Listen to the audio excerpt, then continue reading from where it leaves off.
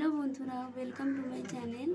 আজ আমি তোমাদের সাথে শেয়ার করব বেসনের চিড়া বানানোর রেসিপি।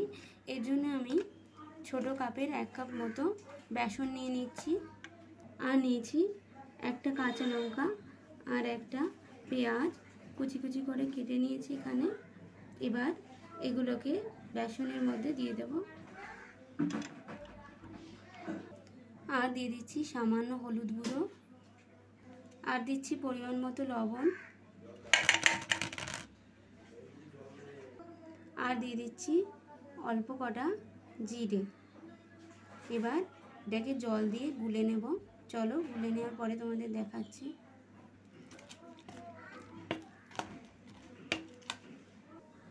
দেখো বন্ধুরা, আমি কিন্তু ব্যাটারটাকে ভালো করে গুলে নিয়েছি। এবার আমি চিলাটা বানিয়ে নেব, চলো দেখতে থাকো। দেখো বন্ধুরা, চিলা বানানোর জন্য আমি কড়াইতে তেল নিয়ে নিয়েছি সামান্য, একদম অল্প নিতে হবে। এবার আমি এই ব্যাটারটাকে অল্প অল্প করে দেব।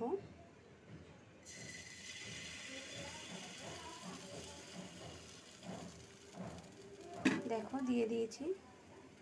আমার ব্যাটারটা কিন্তু একটু পাতলা করে গুলেছি, পাতলা গুললে ভালো হবে, তাহলে ভেতরে যে আমাদের চিলাটা বানাবো ওটা কোথাও মোটা কোথাও পাতলা এরকম হবে না, একদম সেম হবে চারিদিকে, ফলে সেদ্ধটা কিন্তু ভালোভাবে হবে।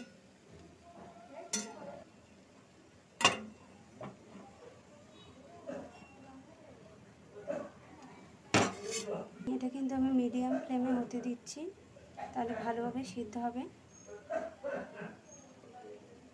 এবার আমি উল্টে নিচ্ছি।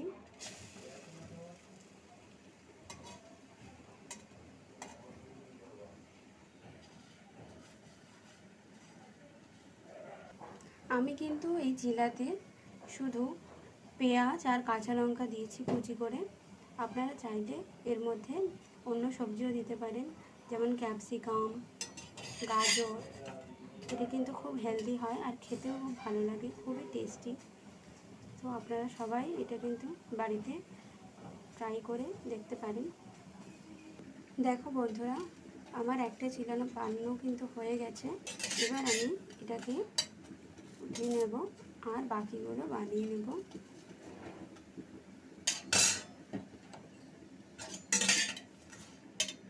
দেখো বন্ধুরা, আমি আরেকটা চিড়া বানানোর জন্য কড়াইতে ব্যাটার দিয়ে দিয়েছি।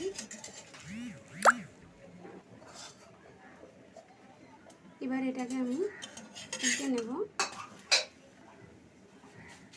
দেখো বন্ধুরা, চিড়া কিন্তু এটাও রেডি। এখন এটাকে আমি নামিয়ে নেব। দেখো বন্ধুরা, আমার বেসনের চিড়া বানানো কিন্তু একদম কমপ্লিট।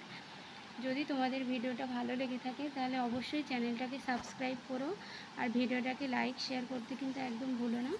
আর তোমরাও এটা বাড়িতে বানিয়ে দেখো, এটা কিন্তু খুব টেস্টি হয়েছে। আর আমি এখানে চিলা টমেটো সস দিয়ে খাচ্ছি, তোমরা চাইলে কিন্তু চিলি সস দিয়েও খেতে পারো, খুব ভালো লাগে। Thank you, bye by.